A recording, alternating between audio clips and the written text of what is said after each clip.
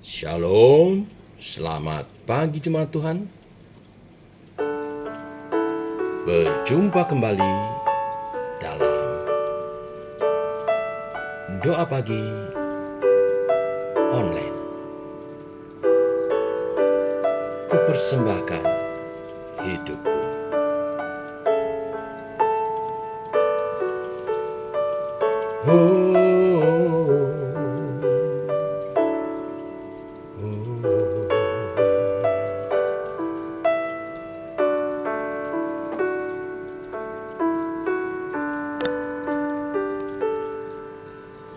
Ini aku, semua milikku, ku serahkan padamu, Tuhan.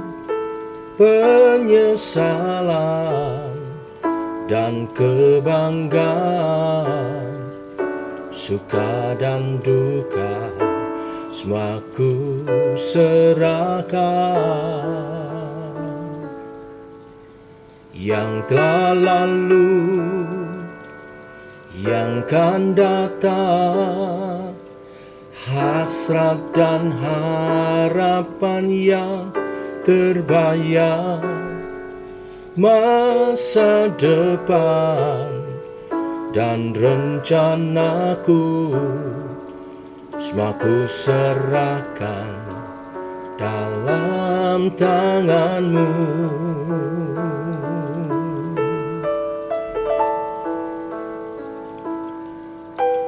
Ku persembahkan hidupku kepadamu, Tuhan.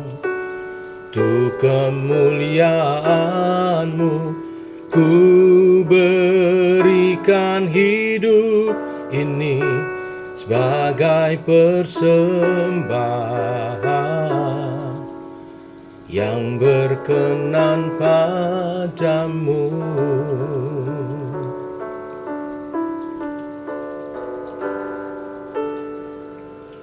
Ini aku, semua milikku, ku serahkan padamu, Tuhan.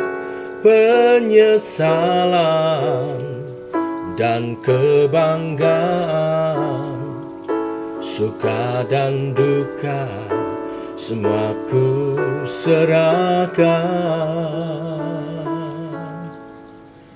Yang telah lalu, yang akan datang, hasrat dan harapan yang terbayang, masa depan dan rencanaku, semua ku serahkan dalam tanganmu. Ku persembahkan hidupku kepadamu, Tuhan. Untuk kemuliaan-Mu ku berikan hidup ini sebagai persembahan yang berkenan padamu. Ku persembahkan hidupku kepadamu, Tuhan. Untuk kemuliaan-Mu ku berikan hidup ini sebagai persembahan yang berkenan padamu.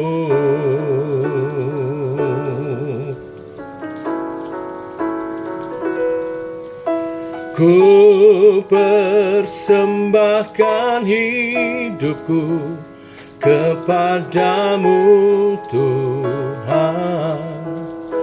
Untuk kemuliaan-Mu Ku berikan hidup ini sebagai persembahan yang berkenan padamu. Ku berikan hidupku kepadamu Tuhanku.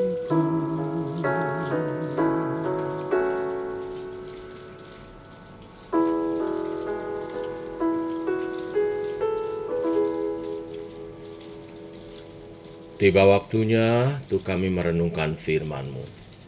Firman-Mu lah solu dan terang bagi jalan kami. Berfirman Tuhan, terangi jalan kami, tuntun langkah kami oleh kebenaran firman yang sebentar kami renungkan. Dalam nama Tuhan Yesus Kristus. Amin. Bapak Ibu, kita lanjutkan renungan firman Tuhan pada pagi hari ini. Roma pasal 6 ayat 15 sampai yang ke-23. Demikian firman Tuhan. Jadi bagaimana? Apakah kita akan berbuat dosa karena kita tidak berada di bawah hukum Taurat, tetapi di bawah kasih karunia? Sekali-kali tidak. Apakah kamu tidak tahu bahwa apabila kamu menyerahkan dirimu kepada seorang sebagai hamba untuk mentaatinya, kamu adalah hamba orang itu yang harus kamu taati, baik dalam dosa yang memimpin kamu kepada kematian maupun dalam ketaatan yang memimpin kamu kepada kebenaran. Tetapi syukurlah kepada Allah, dahulu memang kamu hamba dosa. Tetapi sekarang kamu dengan segenap hati telah mentaati pengajaran yang telah diteruskan kepada kamu. Kamu telah dimerdekakan dari dosa dan menjadi hamba kebenaran. Aku mengatakan hal ini secara manusia karena kelemahan kamu. Sebab sama seperti kamu telah menyerahkan anggota-anggota tubuhmu menjadi hamba kecemaran dan kedurhakaan yang membawa kamu kepada kedurhakaan, demikian hal kamu sekarang harus menyerahkan anggota-anggota tubuhmu menjadi hamba kebenaran yang membawa kamu kepada pengudusan. Sebab waktu kamu hamba dosa, kamu bebas dari kebenaran. Dan buah apakah yang kamu petik daripadanya? Semuanya itu menyebabkan kamu merasa malu sekarang, karena kesudahan semuanya itu ialah kematian. Tetapi sekarang setelah kamu dimerdekakan dari dosa, dan setelah kamu menjadi hamba Allah, kamu peroleh buah yang membawa kamu kepada pengudusan, dan sebagai kesudahannya ialah hidup yang kekal. Sebab upah dosa ialah maut, tetapi karunia Allah ialah hidup yang kekal dalam Yesus Tuhan kita. Amin. Sampai di sini pembacaan kita. Bapak Ibu, dalam perikop ini Paulus membuka dengan sebuah kalimat retorik. Dia bertanya dan kemudian dijawabnya sendiri. Kira-kira pertanyaannya dalam bahasa saya adalah, kalau kita diselamatkan oleh karena kasih karunia, oleh karena iman kita, dan bukan karena perbuatan kita, apakah berarti kita boleh seenaknya berbuat dosa? Lalu dijawab, tentu tidak. Nah, memahami ini ada beberapa hal saya sampaikan. Yang pertama, sebenarnya kita itu tidak bisa hidup netral. Perhatikan di ayat 15-17, sekali lagi saya kutip. Dikatakan, jadi bagaimana? Apakah kita akan berbuat dosa karena kita tidak berada di bawah hukum Taurat, tetapi di bawah kasih karunia? Sekali-kali tidak. Karena kamu tidak tahu bahwa apabila kamu menyerahkan dirimu kepada seseorang sebagai hamba untuk mentaatinya, kamu adalah hamba orang itu yang harus kamu taati, baik dalam dosa yang memimpin kamu kepada kematian, maupun dalam ketaatan yang memimpin kamu kepada kebenaran. Sampai di sini. Nah, Bapak Ibu, jemaat Tuhan, dikatakan di ayat 16, tidak tahukah kamu bahwa kamu adalah hamba orang yang kamu taati? Kalau kita berpikir kita mau hidup bebas, kita nggak mau diperhamba apapun. Ide aku hidup bebas, nggak mau diatur siapa-siapa, itu sebenarnya ilusi. Kenapa saya katakan? Karena setiap orang menurut ayat ini taat kepada sesuatu. Apakah itu dosa, hawa nafsu, atau opini orang lain, atau Tuhan. Paulus menjelaskan, dulu kamu hamba dosa. Sekarang kamu telah taat dengan segenap hatimu kepada pengajaran itu, kepada kebenaran Tuhan. Di ayat 17 menjelaskan, ini merupakan perubahan identitas yang harus diikuti juga kepada perubahan tingkah laku dalam ketaatan kepada kebenaran itu. Nah, dari poin ini, mari kita cek dalam beberapa hari ini, minggu-minggu ini, apa yang menggerakkan kita? Apa yang kita taati dalam mengelola keuangan kita? Waktu kita pakai untuk apa? Paling banyak pikiran kita paling banyak tunduk kepada siapa? Instagram, scroll HP, game, pekerjaan,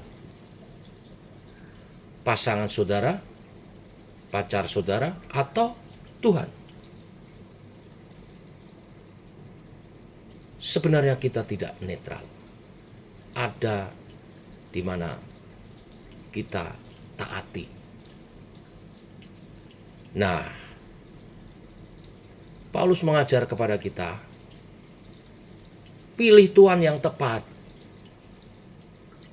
Karena setiap Tuhan yang kita taati membawa hasil yang berbeda sesuai Tuhan yang kita taati. Ayat 18, kamu dimerdekakan dari dosa dan menjadi hamba kebenaran. Jadi hamba kebenaran bukan berarti kehilangan kebebasan. Justru menjadi hamba kebenaran adalah kebebasan sejati. Karena dosa itu Tuhan yang kejam.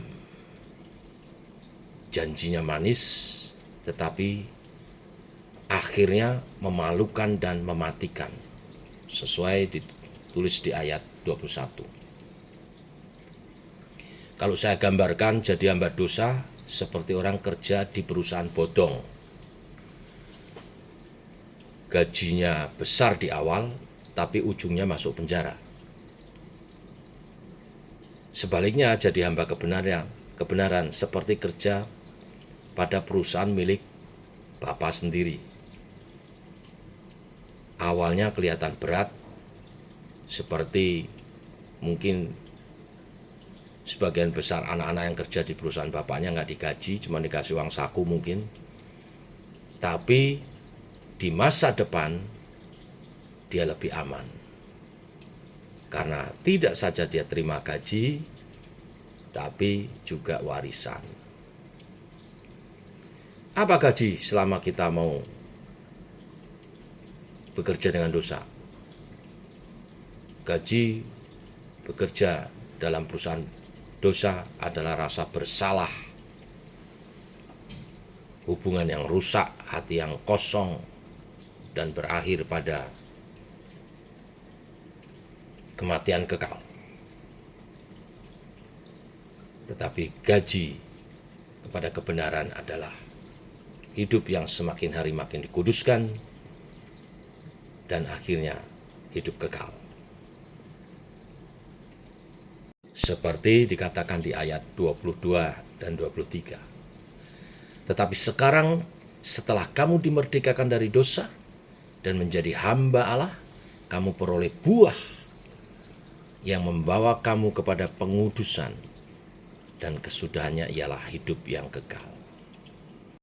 Bapak Ibu, jemaat Tuhan, akhirnya mari kita sebagai orang-orang percaya yang diselamatkan oleh karena kasih karunia Tuhan, dalam iman percaya kita hidup dalam ketaatan dengan perubahan hidup yang nyata, bukan pura-pura suci.